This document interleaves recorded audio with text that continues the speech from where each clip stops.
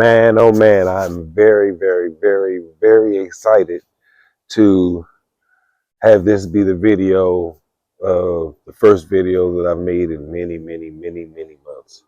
One of my really good friends, Mike Satler of Satler Family Law, um, he sent me some fire. When I say fire, fire. He he has so many accomplishments.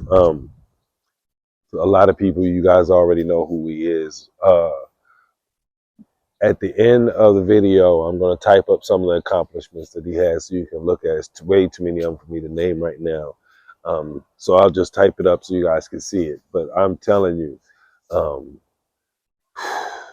I know Mike from raced against Mike for a few years in Baltimore, in the Baltimore clubs.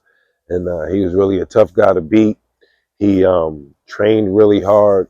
Those young birds before the first 100-mile race might go to the race station 3 times before the first race. But he has he's known for training hard. He's known for being very, very strict in the breeding loft. It doesn't matter how much he's paid, and he's paid some very, very, very, very nice prices for some birds. And he gives them a couple years. If they don't produce anything with a couple of birds that he knows are good breeders, say like a cock, that he has one cock that breeds good birds with just about every hen he's with. If he puts that hen on that cock and doesn't get anything out of that cock, he knows it's get out of that bird, out of that hen, he knows it's the hen, not the cock. They're gone. Does not matter how much it is. And he has a problem.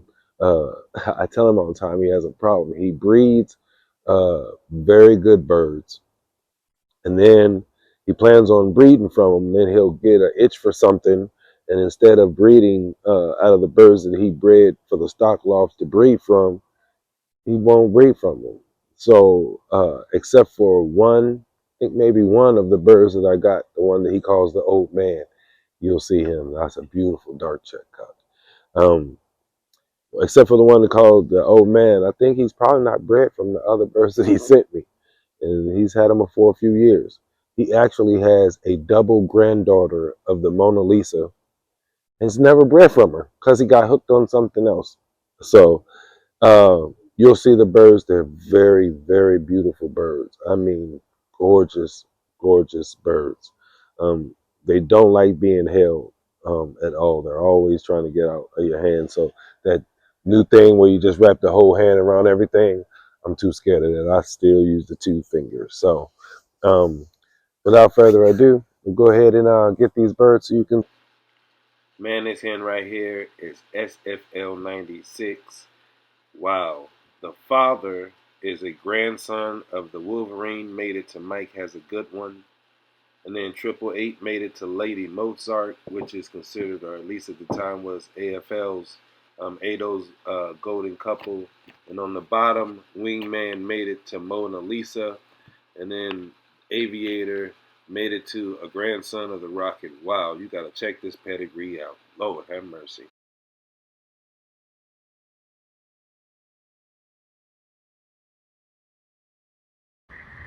Whenever you're talking to Mike, he loves these Chris Hendricks. This is SFL number 9.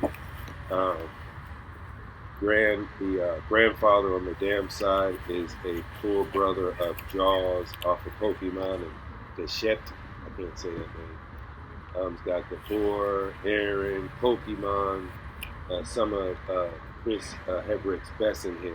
I don't know if Mike's going to have one of these or 2 of these in the IPIGEON this coming Sunday, but if so, you might want to grab him because he really loves these birds right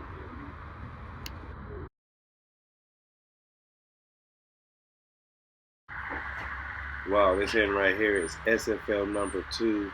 She has some of the best Dirk Van Volk's, sure I'm messing that name up. Dirk Van didn't Volk name some of the best kiddo stuff in here. I mean, some of the best kiddo stuff. You have to look at this pedigree. Absolutely just packed full of some of the greats. I can't wait to get something off of this bird right here. And he called her Bow Tie because, of course, she has that on her chest. So we call it a bow tie hen. Beautiful.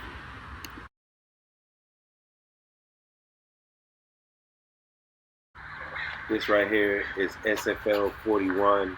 This is a full sister to SFL number 9. I can't wait. It's a Chris Hendrick hen. He, like I said about number 9, he really, really likes these birds, straight and crossed. He really likes these birds, so I'm really anxious to see how they breed for me. I'm really glad. I feel privileged that he gave me 2 of them. Man, I can't wait. I'm excited. This beautiful, beautiful blue splash clock is SFL 73. On the top side, it's a protege 89. Some of Picasso's best stuff. Best breeding son of Picasso and Sister Purdy. Made it to gold mine of the direct daughter of the super breeder Picasso. And on the bottom side, Kiddo, Dirk Van Den Broek. I know I keep messing that up. But it's got some really nice stuff on this pedigree. You really got to check this pedigree out. I mean, really got to check this pedigree out. And he's an amazing looking cock. Gorgeous.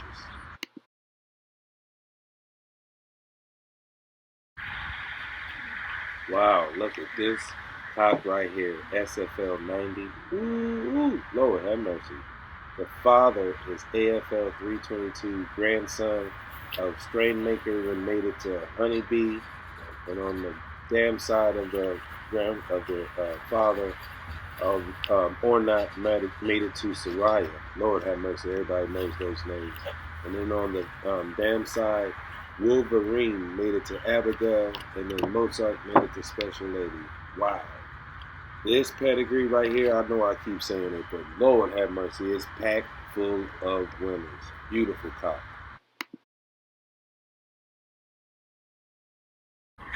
Man, this dark check cock right here is SFL 70. This right here is the bird he calls the old man.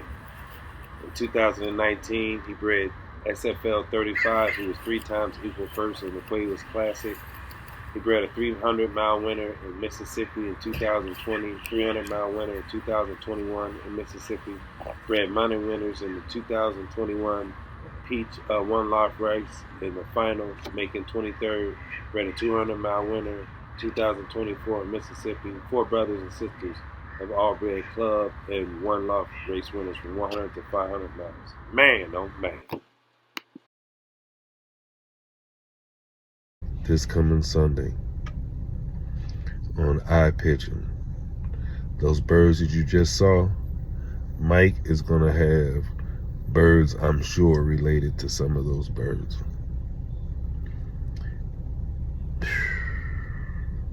Fire. When I say fire, fire. And I want to tell you this, tell you a couple things about Mike Satler. First, he knows more about his birds and other people's birds than anybody I've ever seen in my life. He remembers band numbers. I don't know, maybe it's because of the weed. I can't remember band numbers, but he remembers band numbers. I could tell him, I could say, well, what about this bird right here? He could tell me the bird's parents band numbers. He could tell you the whole history of any bird, and I mean any bird.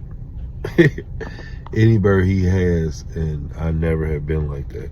I can't remember band numbers, none of that stuff.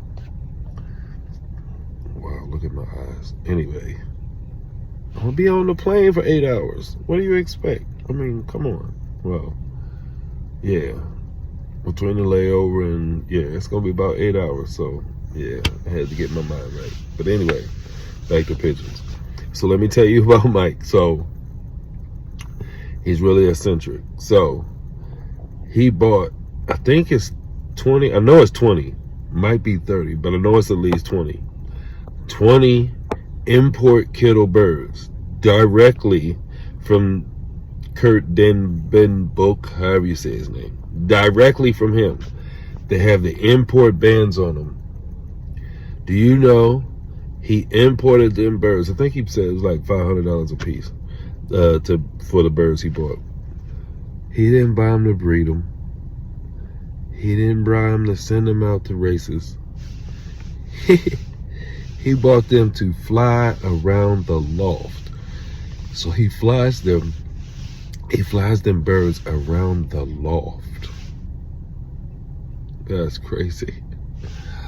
But you really have to check him out on iPigeon on Sunday. Really have to check him out on iPigeon.